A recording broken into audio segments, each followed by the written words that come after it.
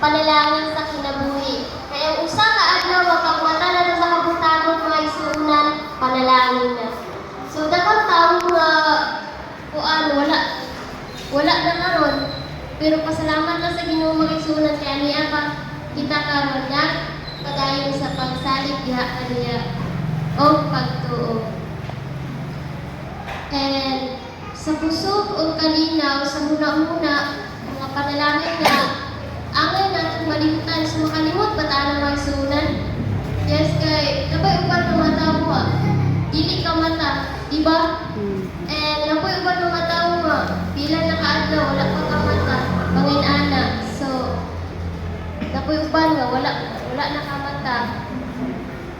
So ikaduha mga kaigsuonan is panalangin sa pamilya o pagsimba. Kay ang atong pamilya mga igsuonan, simbahan o komunidad usa ka regalo diha sa atong Ginoo.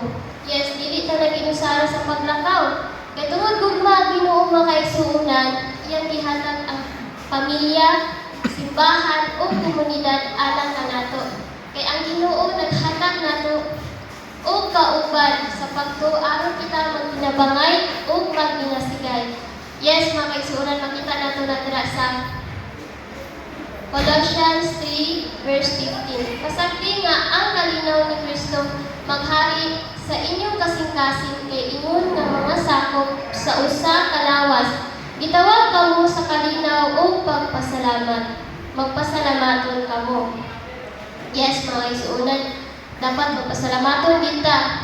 Kay ako mga kaigsuonan, kay pasalamat kay ko sa Ginoo kay kanino bisan asa na bitaw ko naabot na realize na ko na siya mga kaigsuonan kay mga 9 years old ko mga nagsugod na ko working. So yata ko sa papa dito sa dili na mo kailang nga tawo and Gadap ito na siya. Gadap. Tagba pa kikog apas anak kay gipangita nako kay wala sila kaila.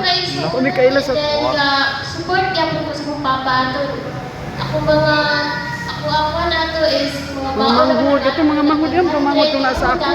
Aw yun kung manghud. Yung gato mga atong victim sa prep ya lima ba na sila. So dito ko muna pa sa ilang mga igsuonan. So mga 2 years mga kaigsuonan is na ako sa ilaha. And then yata ko sa papa dito kay kabus lagi kay may kaayo kay imami ka broke and then broken po akong papa to na times. And ito mga igsuonan, dako po nilang hatag sa kuang. Para na ko 500, isa 100, pero ako gaston mga igsuonan kay iko lang sa kong pagkaon kay ako ginatigom and then ihatag din pag uli na ko na ko yung papa pag sa balay mananglit ko sa ilaha Yung ihatag yung alawan sa iyang pamilya. na ko yung papa maabot na siya 3,000 mga igsuonan so mahatag na ko yung papa and then maghatag ko sa akong mga igsuon. So 9 years old pa ko atong mga igsuonan. Grabe 9 years old. 2 years ko ato the time. 2 years ako sa ilang mga igsuonan kay mura bitaw nagpil na ko hindi ba na siya maayo kay kulang yun siya ba bisan na sa kung kay sa ilaha. Suko gali ko ano ni hawa siya. Kanang sa Ginoo bitaw lakin ana. Sumao na siya mga igsuonan gusto bigyan so ni balik ko sa kong papa atong mga igsuonan kaya akong papa kay back to Christ man sila. Kung papa so kumandan atong mga igsuonan is mga 2 years ako sa ila dito mga igsuonan so niuli ko sa kong papa and then ibalik ko pagsimba sa back to Christ. And then dito na ko na ko ana. Pero napagid siya kulang mga igsuonan basta kulang siya bisan isimba ng kada Sabado.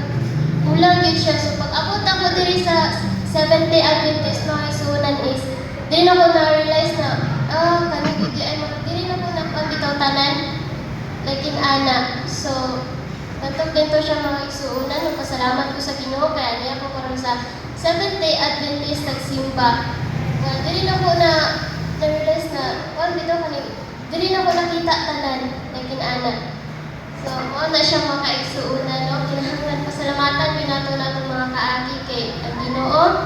Naghatag ka nato og mga butang nga angay natong pasalamatan. So, ang ikatulo din mga kaigsuonan is panalangin sa kaluwasan. Yes, mga kaigsuonan, ug labaw sa tanan, ang labing dako nga panalangin mao ang grasya.